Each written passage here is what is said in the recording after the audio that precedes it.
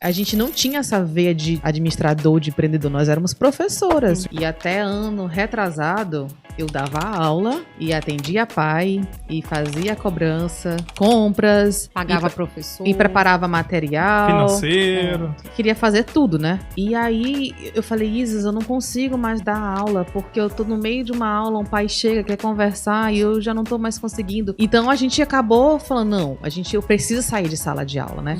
Aí ano passado eu saí de sala de aula e Isis ficou em sala de aula pela manhã. O que ela poderia me ajudar na questão administrativa, ela estava em sala de aula. Então ela não tinha como me ajudar. E aí esse ano eu falei, não, Isis, vamos estar as duas fora. Quando precisar entrar em sala de aula, a gente entra. E eu amo dar aula. A gente não tinha essa veia de administrador, de empreendedor. Nós éramos professoras. E todos os dias a gente tem aprendido, né? Eu acho que nesses 12 anos nós temos um potencial muito bom. Acredito muito no nosso trabalho, acredito muito na nossa metodologia. Mas faltava essa questão de sair de sala de aula, de pensar como empresa, de pensar como administrador. A gente tem professores bons, que têm outras habilidades diferentes da nossa. E a gente tem aprendido, né? A saltar um pouco essa questão da sala de aula. Mas eu e a Isa, a gente tem um cuidado de entrar em sala, observar as aulas, dar feedback, fazer treinamentos. A gente não abre mão disso. Esse ano a gente passou o mês de janeiro treinando os professores, porque a gente tem um sonho, a gente tem uma metodologia, a gente acredita no que a gente vende. Então a gente precisa que essa venda seja feita por completo. Que a entrega seja feita.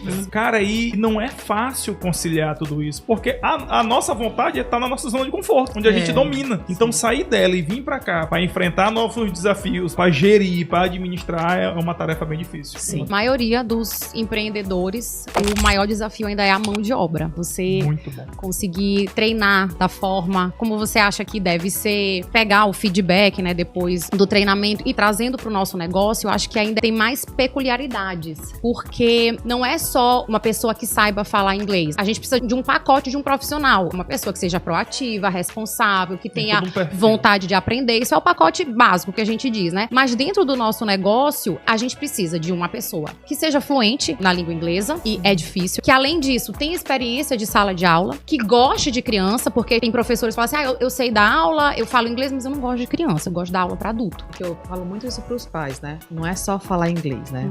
Porque a gente encontra várias pessoas que falam inglês, mas que saiba dar aula, que entenda uma criança, que tenha uma sensibilidade, que tenha uma proatividade e entregue o nosso sonho. Esse é o desafio grande.